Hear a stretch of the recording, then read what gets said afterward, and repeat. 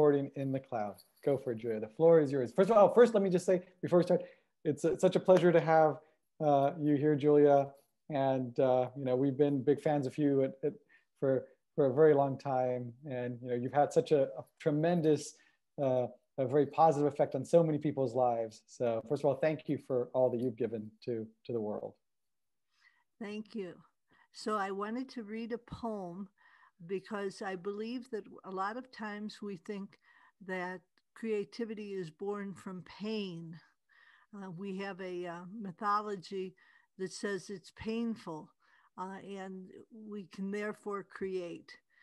And what I have found is that sometimes creativity is born from joy. So I wanted to read a poem that was born from joy. And I dedicate it to your magazine. Thank you. Beautiful. Well, actually, we will make sure to have that poem have its own page in the magazine. We'll give it space to breathe. Beautiful. Please go ahead. The floor is yours. Okay. Come to me.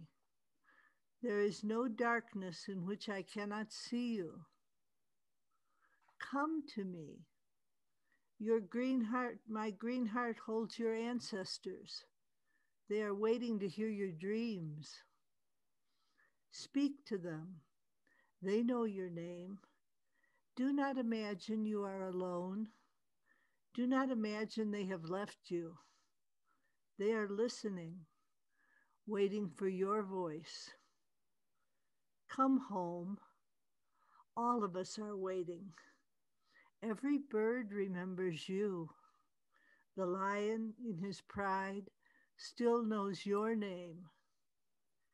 The gazelle, the snake, the silver heron lifting at the shore, all these and more, your family. Come back to me. You do not need to grind your bones to dust, rusting your heart. You are known to us. Only come home. It's beautiful. Thank you. Wow. Very moving. Very moving. Well, it's alluding to many things there. I mean, the idea that you're not alone, very strong, that we all have the ability to reach out. This is something that we will talk about that is a big part of, the listening path as you teach, is that we really aren't alone, and that, there are ways to access many different voices and have guidance. And I guess it's interesting you mentioned that it came from joy, this poem, because it has quite a mix, it seems, of joy, but also some slightly heavy things in there as well, right? It's loneliness is not, is by no means a light matter. But I like that. I liked what you said about the fact that the artist doesn't have to create from pain, trying to break that stigma. This is something that you also highlight quite often in the artist's way, is that there's this cliche of an artist, this caricature, is someone who's broke, promiscuous, always struggling, I don't know, addicted to drugs, whatnot. But you don't have to be, an artist doesn't have to suffer in that way, right? And that's where the line goes, you do not need to grind your bones to dust, rusting your heart. Wow. Did you do that at some point? Did you suffer in that way? Well, I think before I stopped drinking, I was driven by my ego, and I wanted to be brilliant, and I wanted to be the very best. And so I would write and rewrite, grinding my bones to dust, rusting my heart. Ouch. I mean, you also highlight the dangers of perfectionism as well, right? Which also has to do with that to some extent, right? Not being too harsh on ourselves and allowing things to create. Not does that make sense as well? Yes, I think perfectionism is a demon that besets many people. and keeps us from moving ahead in our art. We want to do it perfectly, so we measure ourselves against the work of masters, and we come up short. And what we don't realize is that the attempt to be creative uh, is enough. Yes, I mean it's a very profound thing. I mean, you know, you talk about in the artist way, you even name your inner critic. I think you named him Nigel or something like that. Yes, Nigel. Nigel's been with me since I was 18 years old. How's Nigel doing these days? Well, Nigel is perched on my shoulder right now saying, I hope you're articulate, Julia.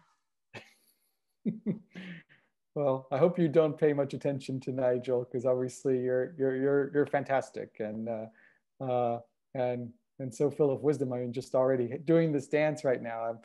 We've only started. I'm already feeling the rhythm and I'm loving it. So um, and you know, it's interesting. In the book, you do mention in the artist's way different guides, but I don't think I'm not sure if you actually give a name to your creative self because you've got you know there's this idea I guess of you know the intellect versus the heart, and you know Nigel I guess is the intellect or something, but you never really you don't in the same way because I guess you wanted to make Nigel into a caricature perhaps not to take him too seriously, but you don't actually name the heart that I'm aware of, or maybe is that No, right? I don't name it. I don't name it. It's something that I feel is broad reaching and free. And I, if I have a nickname at all for the heart, it's LJ for Little Julie. And I would encourage people to nickname LE, Little Etan. Thank you. I like that. Well, that is your inner child, right? It's to some extent, not just, right? It's broader than that, but you do, to some extent, the LJ is seems like that because you often use that when you're asking for guidance, Yes. and yeah, um, which is, you know, a very powerful tool. Um, so, okay, well, we're gonna go through some bits of both books, but just to be clear, The Artist's Way, I mean, it has had such a tremendous impact, and you know, could you ever have imagined that it would reach so many people? I mean, just I think I checked on Amazon. I think it had like what was it Goodreads or something like almost 100,000 reviews, which is just insane. I mean, because uh, you know, yeah, and that obviously that's just in the English language. Well, when I wrote The Artist's Way, I thought I was writing it for myself and about 10 friends. And I didn't dream that it would reach to millions as it has. Uh, but what I found was that I was writing from a spirit of service, trying to help those friends of mine who were blocked. And I think the spirit of service is what makes the book continue to be popular. Absolutely. I mean, it's a book that's so accessible and filled with so much wisdom. And I will say, in preparation for this interview, I wanted to do an accelerated course in both. So because I didn't have enough time, so I did that actually, and um, and I found, you know, because for those who don't know, who are watching or listening, um, you know, there are several things that are kind of the I guess the building blocks of the Artist's Way. First of all, it's filled. The Artist's Way itself has lots of exercises, tons of exercises, and they're amazing exercises. They're so profound. Sometimes I'm blown away by the wisdom that you know that you channel to create those things, because I mean they're just incredible. But in terms of daily practice, you have the morning pages, which are where we you know after we wake up we write with a pen and paper 3 pages worth of stream of consciousness kind of writing and let things out. And I've been doing that every morning now for a few weeks, and I have to say I love it. And I would like to think we will see that I will keep doing it after this interview because I find it very, very useful. I feel like it's, I mean, again, we're going to get into some strange territory to some extent, but I feel like it's unblocked things, and I feel like I'm much more aligned in that. And I think doors are opening up for me, as crazy as that sounds. Like, I mean, I've been quite blessed. I don't want to not toot my own horn, but you know, I usually am able to achieve a lot of things that I put my mind to. But I also can be a very harsh critic to myself. I definitely, you know, definitely can suffer from that. But I don't know. It's felt really good, just also for my well-being. I feel like I'm more in touch with myself.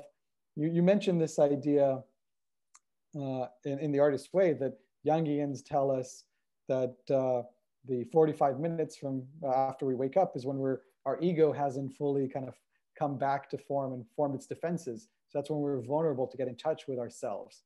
And I feel like I can get so much insight into who I am. So that resonates with me tremendously, I have to say. So I want to thank you for that. That is an amazing thing. And that's obviously a big part of the listening path, which we'll get to, because that's part of listening. You say that writing is listening, right? Yes, definitely. And you even say, I like that your play of words. I love wordplay. You also say that writing is also writing as an RIGHT. It's a way to write the That's right. world, to That's right. align the world. It's the world.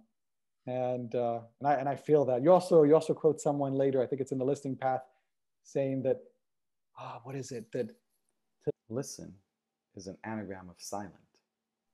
That's right. Right. That's right. Also, nice. That's a great wordplay.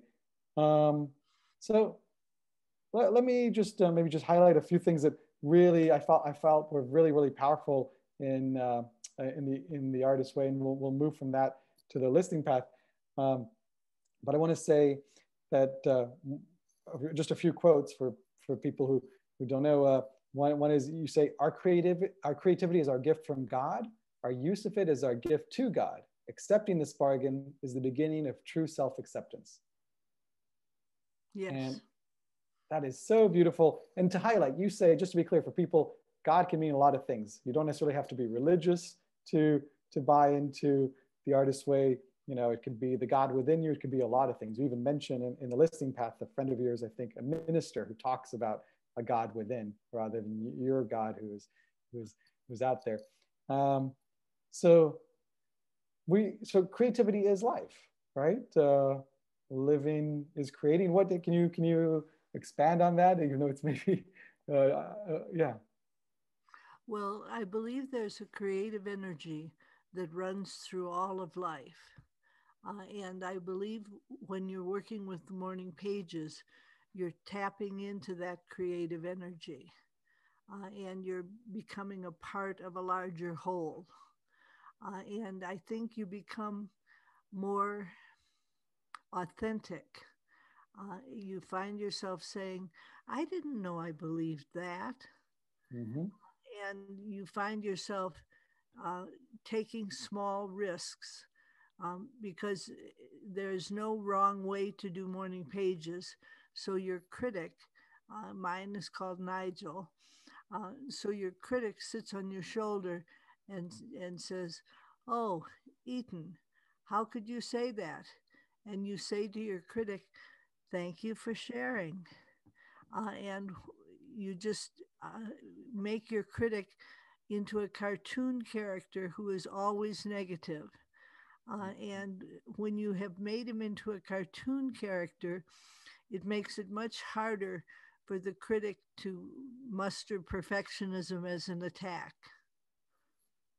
Absolutely.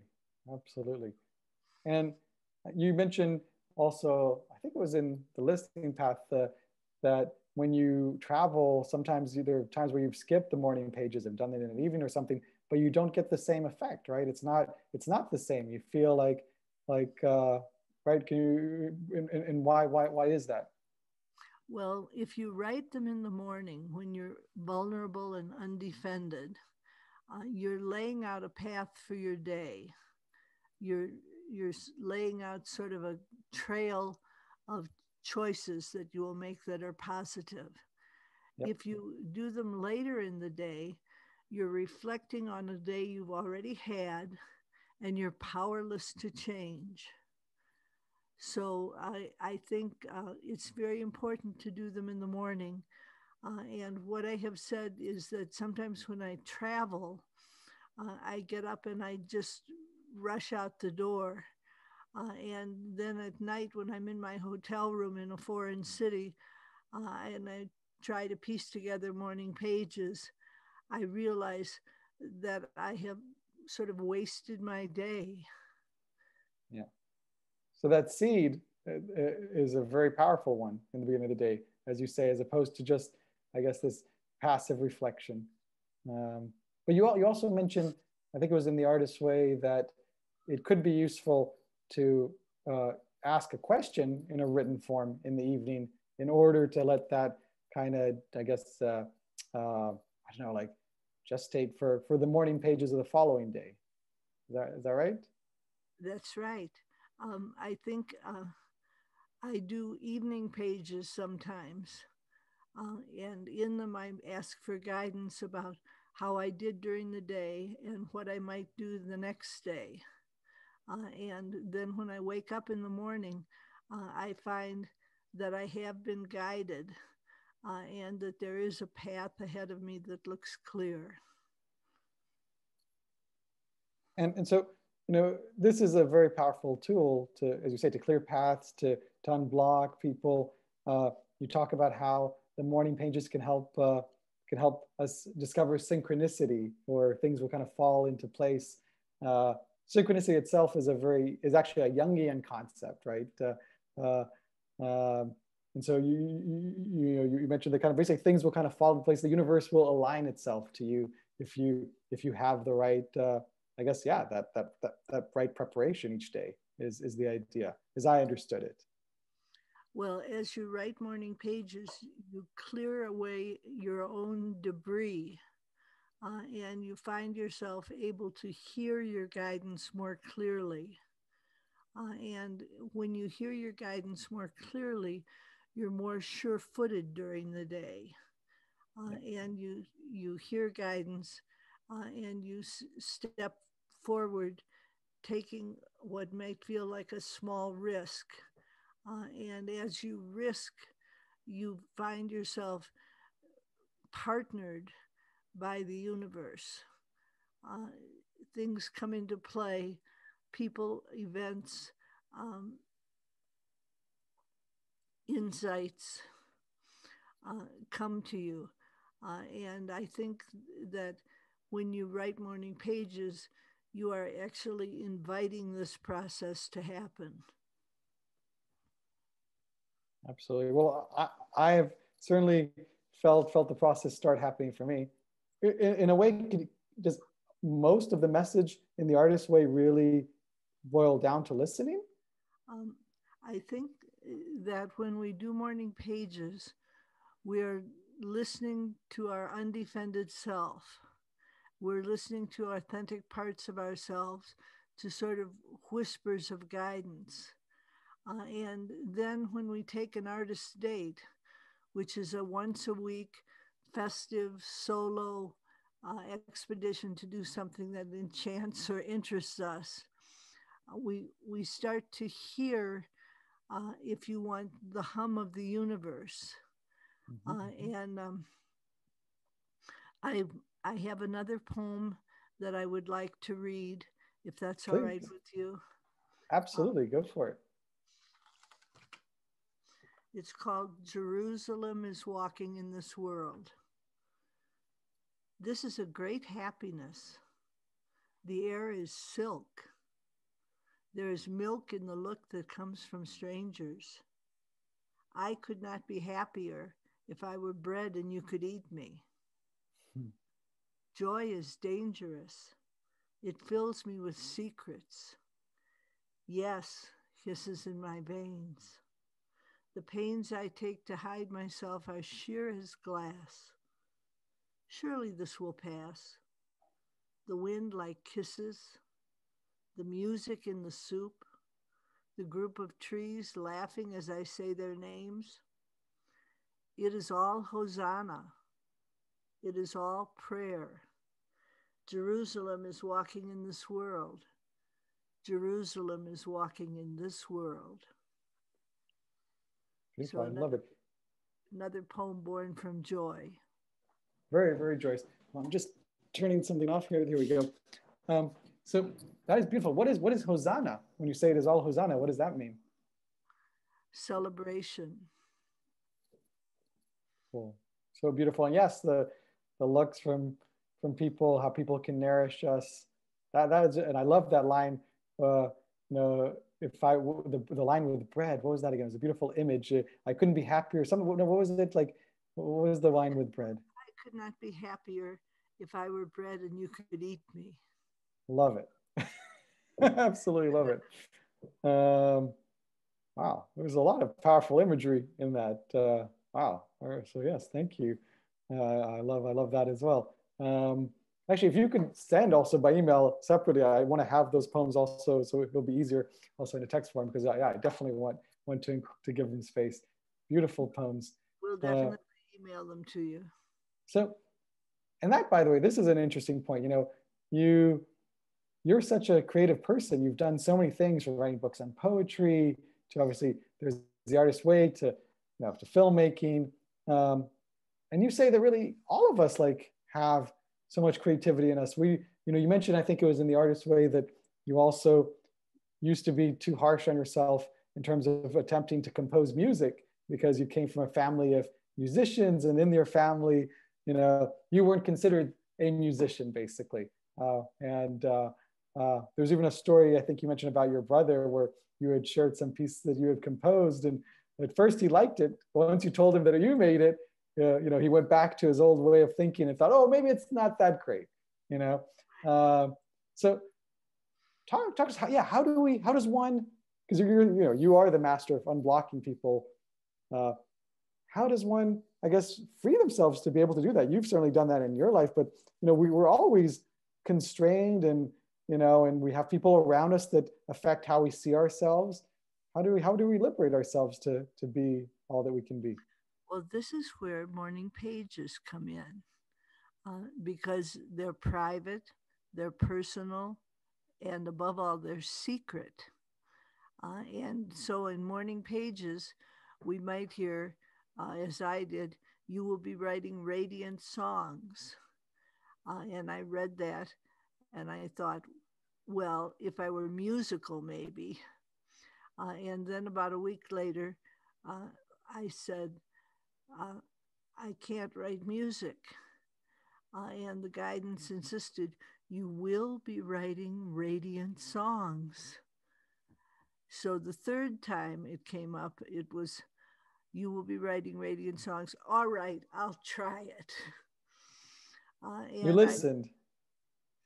I listened, and I was obedient. And I felt that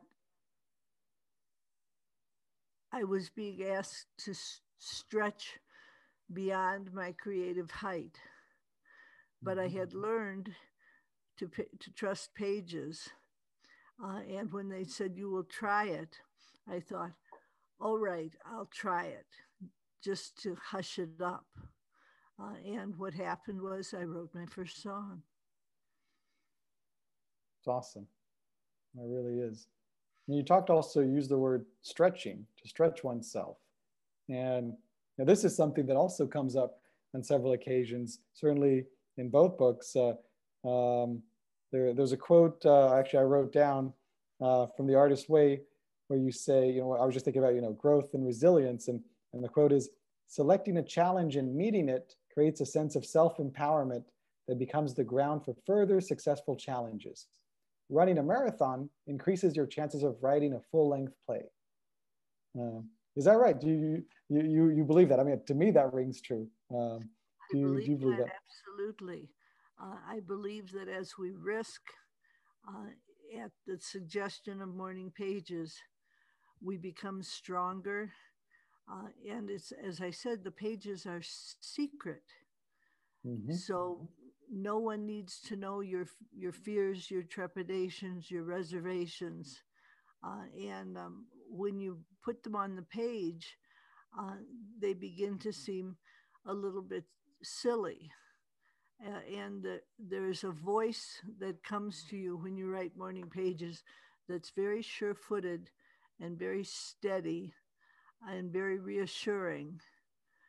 And it urges you to just try. It's interesting. I mean, not only are they private, but at first, when I was reading through The Artist's Way, uh, I had there was a little bit of a trick there. It was a clever trick because they were even private for myself because you say you're not even going to read them. You put them away, and then later on, in a later chapter, we were allowed to go and take a look at our morning pages. Not that I felt the need to go and read in general. Like I think you can go and see things in there. And to be honest, my handwriting is so hard to decipher. It's hard for me to even go back and read my own writing. But regardless, for me, the process of actually doing that, it does help me find my compass, as you say. Yes, I think that's absolutely true. That's a very good way to put it, and I think I'll steal it. Uh, that morning pages allow us to find our inner compass. By all means, please go ahead. I probably am paraphrasing something you said. It's probably yours anyway. But do you go back at all and read your morning pages when you have? Because obviously you do them all the time. But do you do that? Um, I read the guidance that I get when I do LJ. Can I have guidance about? And I'll go back and read that because it's very reassuring. Uh, I find that the voice of the higher self, which is what we're touching on when we do morning pages, is calm and sure footed. And it says, there is no error in your path. You're well and carefully led. And so reading that is very reassuring. You're well and carefully led. Aha. So I think that the responses we get from guided writing are actually answered prayers in retrospect.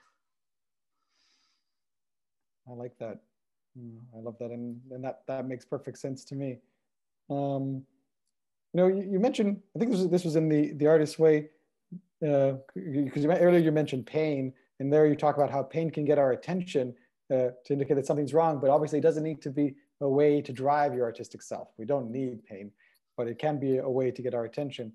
And then you also mentioned that jealousy can actually be a powerful tool. And you have this really cool exercise that I'll share in The Artist's Way that at least I found it quite useful. And I don't think of myself as a very jealous person in general, but the exercise was to create 3 columns. One was for who you're jealous of, and then the other column is why, and then the third column was to take some sort of action to fix that, some sort of antidote or something to this jealousy. So, because maybe if you're jealous of someone, it means that you're saying maybe you're missing something in your life, right? Yes, the shorthand way for putting it is jealousy is a map. And I think I was jealous of lady playwrights. Mm-hmm. And so then I thought, well, I better try and write a play. And I've now written 7 plays. And I'm no longer jealous of lady playwrights. I feel a sense of collegiality with them. That is really, really cool. So yeah, because that's the notion that it's a zero-sum game, that you have to compete. It isn't necessarily like that. There's room for all of us to flourish, right? I mean, that's also one of the messages. Yes, I think we have a mythology that says it's crowded at the top and there's only room for a few elite people who are fearless. And what I have found is that people who create through fear and around fear, and they don't get rid of fear, they befriend it. And I think that they find themselves, they get in trouble, basically. Emboldened. Yeah, that makes sense. Yeah, Do you still feel, I mean, it is human to have fear. Do you feel fear still? I mean, does Nigel sometimes get under your skin? Oh, absolutely. Absolutely. I wrote the listening path, and I found myself having Nigel hissing in my ear, saying, "This is a book that's going to make people think you're too woo woo." We will get to that. Not at all, by the way. I love it that you're actually go into some very deep stuff. We're gonna get to that in a second, and it's a beautiful book. I want to say again, I want to compliment you because it's a book also that people can read on its own. You don't have to read The Artist's Way. It does stand alone, and it gives you the basic tools of morning pages, the artist state, and walking, in the listening path. So one kid has everything one needs already in there, and it is a great book. Um, Jealousy. This is something that doesn't necessarily, yeah, jealousy as a map. I love that. I love that notion. Um, Something also you said, it's not exactly about jealousy, but you do mention that academics, I quote, know how to take something apart, but not how to assemble it. And so, I guess that shows that they can have a dangerous effect on budding creatives, basically, right? Yes, I think that they can be very threatened. I think a lot of times academics are people uh, who have allowed their perfectionism to run rampant, and they find themselves critiquing everything not for its strengths, but for its weaknesses. And I think we know a lot about how to critique something, but we don't know how to say, oh, this is very good. Do more of this. And I think budding creatives need positive reinforcement. And that is that they need to have what I call a believing mirror. Uh, Mm-hmm. a believing mirror is somebody who mirrors back to you your strength and possibility. And I think budding creatives in academic settings are looking for that mirroring, but they may find instead a harsh critic and become discouraged. And critics, both whether it's, I don't know, a professor critiquing or an actual critic who is critiquing, some sort of work out there in a newspaper, they often perhaps are jealous, right? Would you say that? Maybe I don't know if that's fair to say. Not all of them, but perhaps some of them might be if they're too harsh. Well, Francois Truffaut was a critic before he became a director, and he says his criticism was harsh because he was a black director and not expanding his own creativity. So I think I wrote a mystery novel called The Dark Room, and it got 19 good reviews, and I was thrilled. And then it got a negative review in all places, the New York Times. And uh, the, um, the critic was critical that my detective hero was a Jungian. He didn't believe in Jung. And so I found myself feeling ashamed, battered, uh, very upset with the criticism. And then I realized, well, I have a sense of humor and I can get my power back. So I wrote a little poem. This little poem goes off to Bill Kent, who must feel awful the way that he spent his time critiquing Carl Jung instead of on the work I'd done. And when people tell me that they are harshly criticized, I encourage them to write silly little poems. And when they do, they start to shake off the negativity of the criticism because they're exercising their creativity again.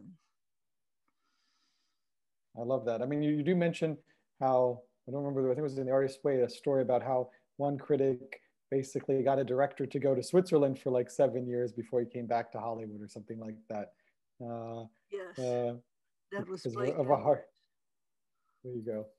So they can have a very, very powerful effect. And to get out of, we need to know how to overcome these obstacles, which are inevitable in life. We're always going to come up against somebody who's going to say something nasty at some point, unfortunately.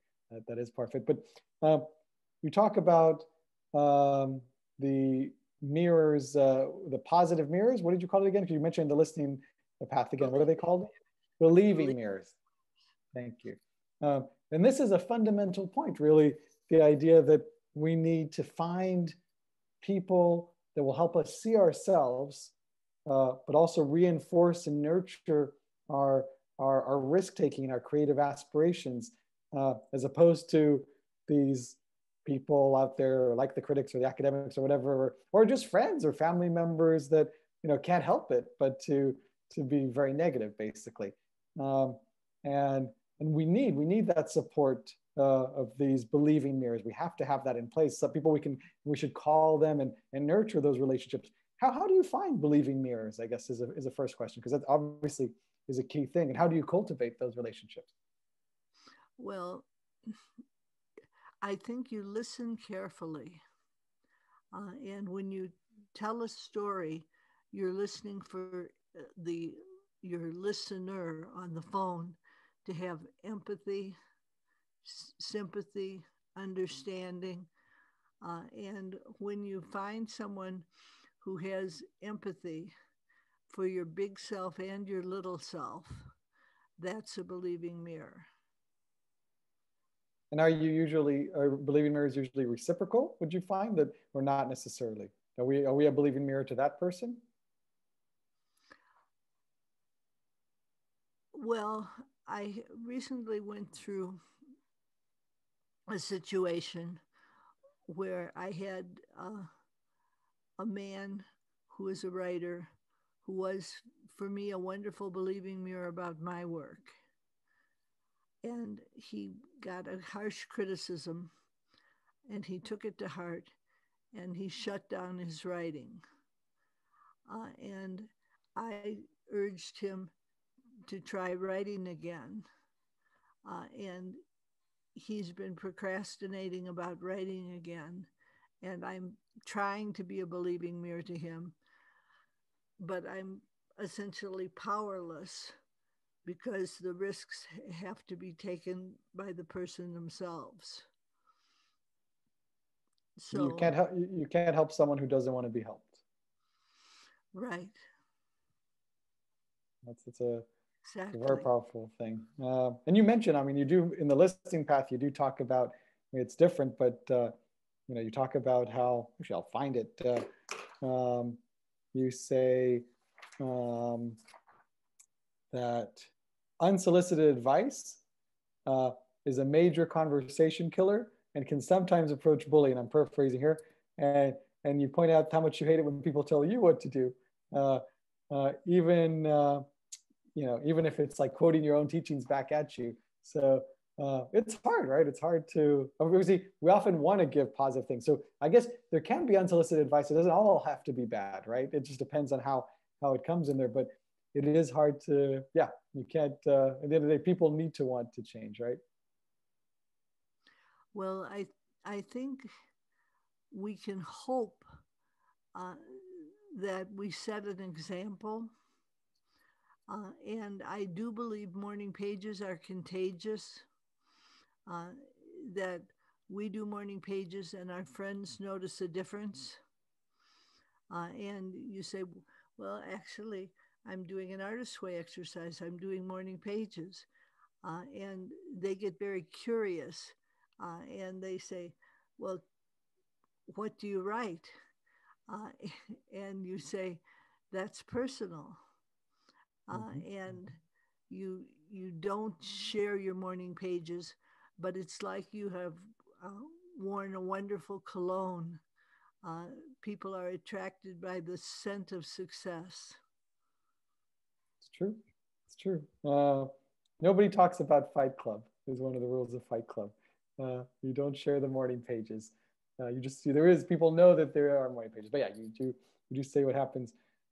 Yeah, it's true. It's true, and I've already started evangelizing. So your morning pages, I already had a few friends that I've given the book already as a gift, and a friend who's also just bought it. So I am evangelizing already. And it's a beautiful thing because again, there's nothing religious here. It's something that can just unblock and really help people. So I think it is a very positive thing. I mean, going back to this unsolicited advice for a sec, because it was about just to also put that in perspective. Obviously, you also have this notion that you mentioned the morning pages.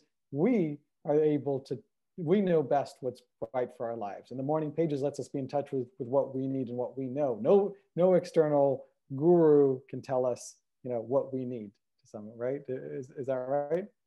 Well, this is where we come to the third layer of the listening path, which is listening to our higher self. And I think many times when we have a problem or an issue, we think, who can I ask about this? And we sort of canvass our friends uh, because we have a belief that they are wiser than we are. And if instead we take pen to page and say, what can I do about X? And then listen, we find we have an inner resource, an inner wisdom uh, that's very sure footed and very calm. And it urges us to take risks, but it also protects us as we are taking them. Absolutely. Can you give me an example? Well, um, so for me, when I was told I was going to write music, I thought, I'm 45 years old. If I were the least bit musical, I would know it. Uh, but the guidance kept saying, try. And I was teaching and I was staying up in the Rocky Mountains with a girlfriend. And I said to her, when I ask for guidance in my morning pages, I get told that I'm going to write radiant songs, and I think that's nonsense. And she said, well, why don't you go sit down by the creek? And there was a little rivulet of a creek running through her property. So I went down and I sat on a big rock and I was sort of half-assed meditating. And all of a sudden I heard, my green heart is filled with apples. Your dark face is filled with stars. I am the one that you've forgotten. You are the one my heart desires. So dance when you think of me, sing to remember me, sing till your heart can see who we are. Dance when you think of me, sing to remember me, sing till your heart can see who we are. And I thought, oh my God, I think it's a song. I think it's a song. And I went running back up the mountain to my friend's house and I said, listen, is this a song? And I sang it to her, and she took a little Radio Shack. I don't know if you have Radio Shack over here, but a little electronic uh, tape recorder, just a cheap little tape recorder. And she said, here, sing it into this. And I sang it into that.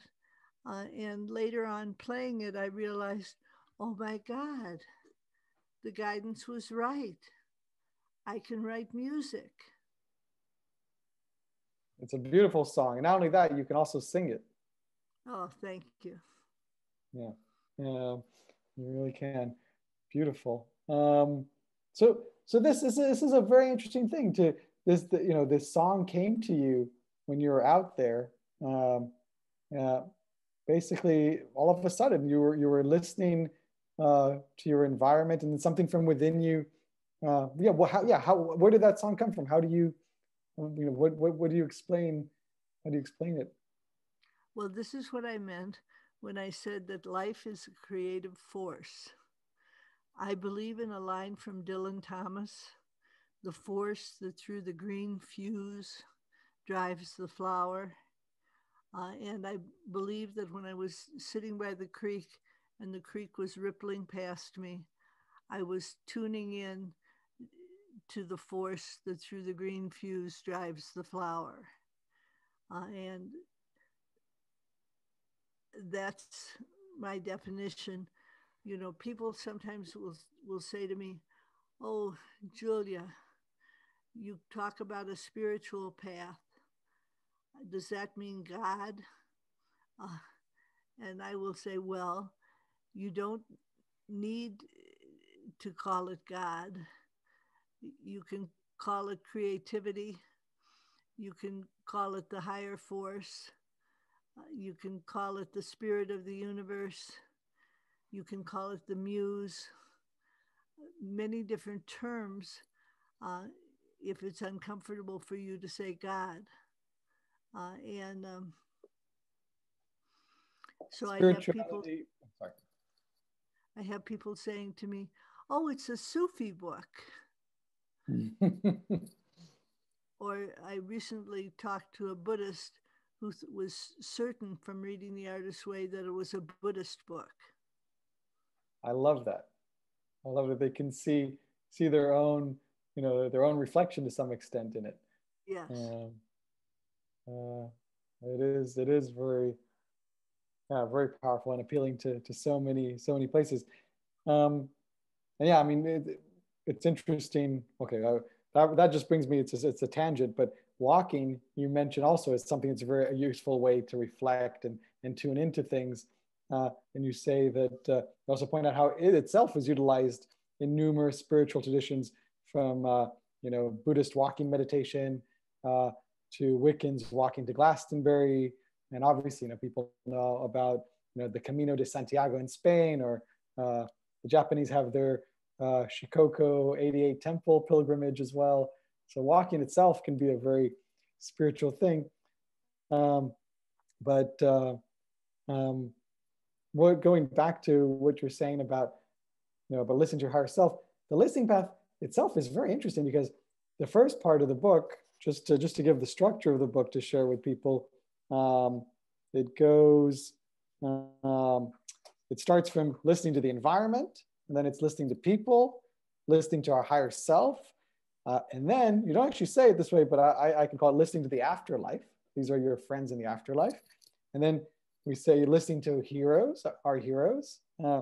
And then to silence, and we say finding God in the silence, or this creative force in the silence. And this is where, as you're getting towards that second half, it's getting very, very spiritual, because you're actually, you're sharing things that you wouldn't have shared earlier in the Artist's Way. These are things, as you say, that are kind of woo-woo.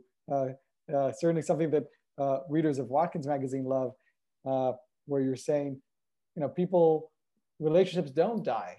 People may die, but we can still communicate with our friends who have passed over. And then you go on to say, and not only that, we can actually reach out to people we've never met that may have lived way before us, and try and get guidance from them.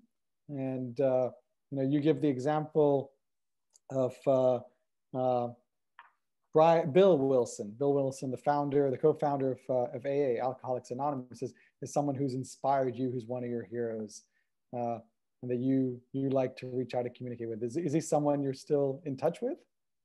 Yes, definitely so. I believe he had the courage to found a movement. And it started out with two people talking, and now it's millions of people talking. And he he had the courage to put on the page the steps that he had taken in order to have a spiritual awakening. And I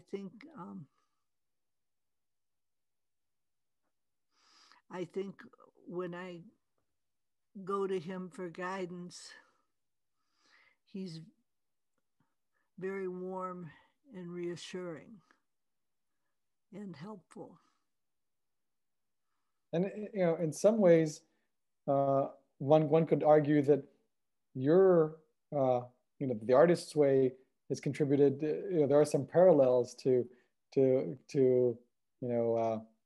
I guess to AA, in that it's also a system, right? It's not. It also has, I guess, 12 weeks rather than 12 steps, and it also has a certain routine to it, and has also been something that's spread. I mean, and influenced a lot of lives. Do you see a parallel in that, or? I think that's what makes me admire him so much, that he was graceful when things burgeoned further than he could possibly himself control. And I think for me, the artist's way started out with my sharing my ideas with just a few intimates, and then they unblocked. And then I had uh, a um, a man who was a blocked writer named Mark Bryan, and the book is dedicated to him because he said to me, "Where's the book?" And I said, "I am the book." And he said, "It should be a book. It could help a lot of people." So every week I would write, "What does he need to know to unblock?" And I sort of uh, aimed an arrow at his heart. And I think that the artist's way was born out of love, and it was also born out of temper. Uh, I I had a temper. I felt artists weren't being treated right, and I thought, I'll just do something about that. And that's when I began to use all the tools that reinforce the artistic identity apart from the critical environment. They're beautiful tools, and even as you say, they apply to people who might only have, only, because again, that's all very subjective, but have art, so to speak, as a hobby. So even lawyers can practice and do practice the artist way, and can have their creativity either come into their work but also as a side project.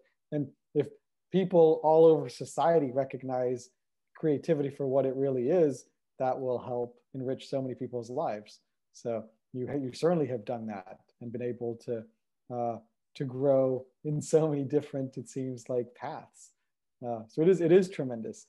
Um, and you also mentioned Carl Jung as someone that you like to ask for guidance from. Uh, can you share what inspires you about Jung? And obviously, he's also a very supportive character influence for you. But yeah. Well, he was a supportive influence for Bill Wilson. And he encouraged Bill Wilson to believe in a spiritual path, and to believe that a spiritual path was the way to conquer alcoholism. And he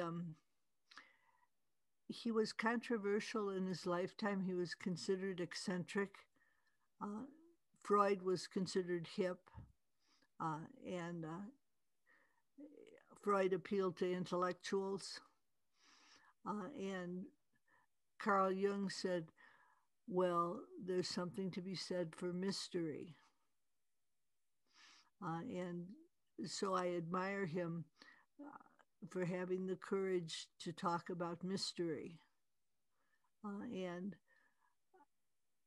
I find when I write to him that he's more formal.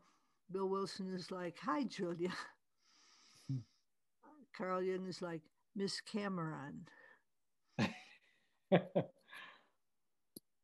And to be clear, for those who are watching or listening or reading this, the way you ask for guidance, you write, you write your question on a page, and then you write back their answer. This is the mode that it happens, and it could happen because it could happen any time of day, or does it need to be within the morning pages? When does one do that?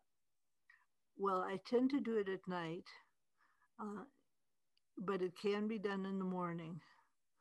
Uh, it it follows on the 3 pages of writing that sort of clear the path. And I don't like to be too prescriptive and say you must do it at X time. I think I've been prescriptive enough with saying morning pages.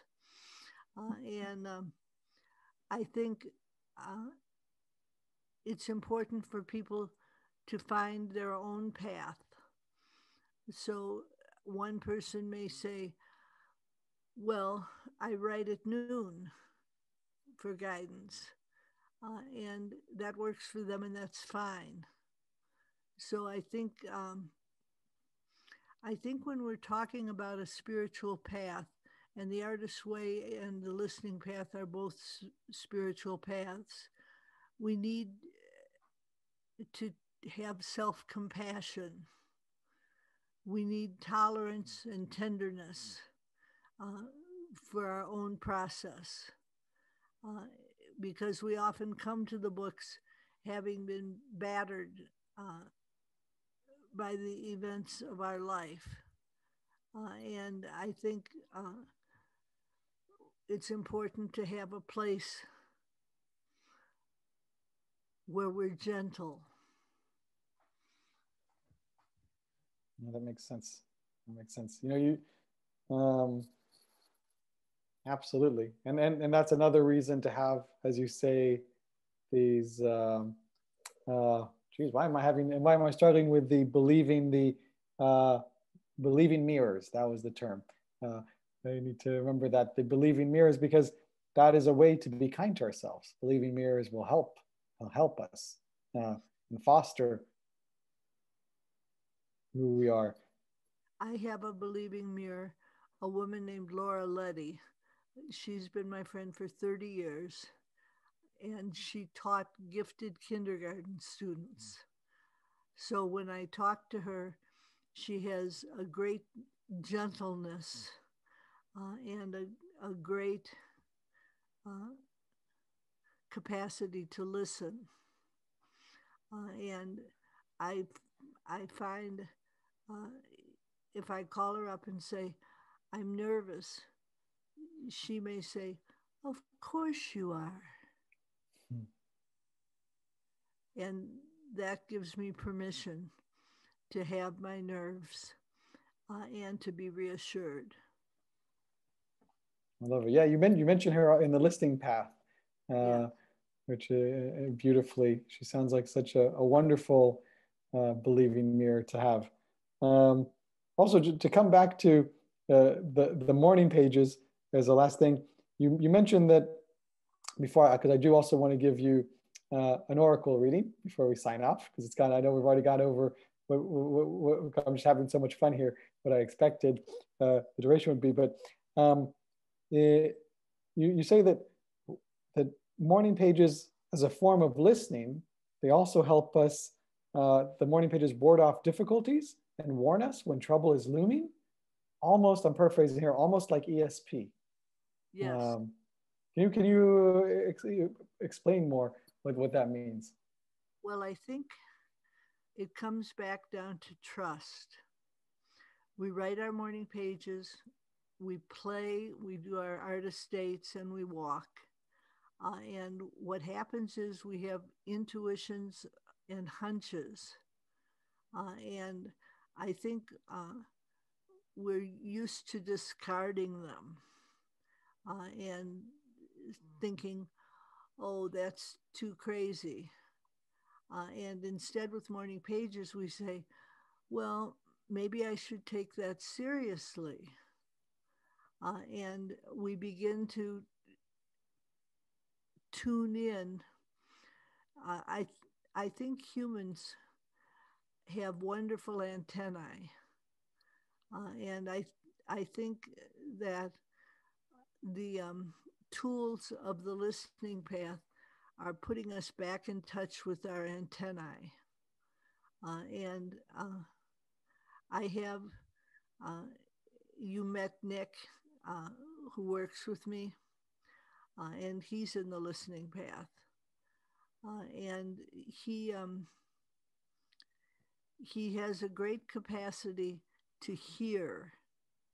And I will start to say something, and if I break off and don't finish my thought, he'll say gently, "Really?" And then I will expand the thought. And I think that when we are avoiding trouble, we need to have an inner Nick who says to us when we start discarding our guidance, our inner Nick has to say, "Really?" I love it. And thank you, Nick. Yeah, he's done a great job at setting this up. Is this the same, and forgive my, my ignorance here, is he the same Nick that's, because there's a Nick also mentioned in the book that helps you, This is the same Kapatrunsky or something, I don't know, what was the last name? Yes, that's right. And because you also mentioned his wife also visiting you at some point. He has a lovely wife, and I think who accompanies him on one thing. And he also, yeah, he fixes it. Sorry? Of Anthony and Carmela. That's right. Oh, that's Anthony and Carmela. Sorry, that's different because Anthony fixed the roof. It was, right? Sorry, my apologies. And Nick comes and fixes other things, helps with other things. So yes. He's a wonderful poet and a wonderful actor. And recently we did one of my plays on Zoom. Wow. And if you go to my website, you can see the play and you can see Nick, and you can see why I take him so seriously as an artist. That's awesome. And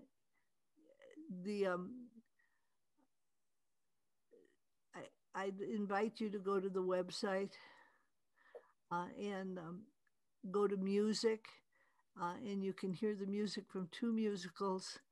And then you have something called flower songs, which are lighthearted, tender, heart-centered songs about gardening. And I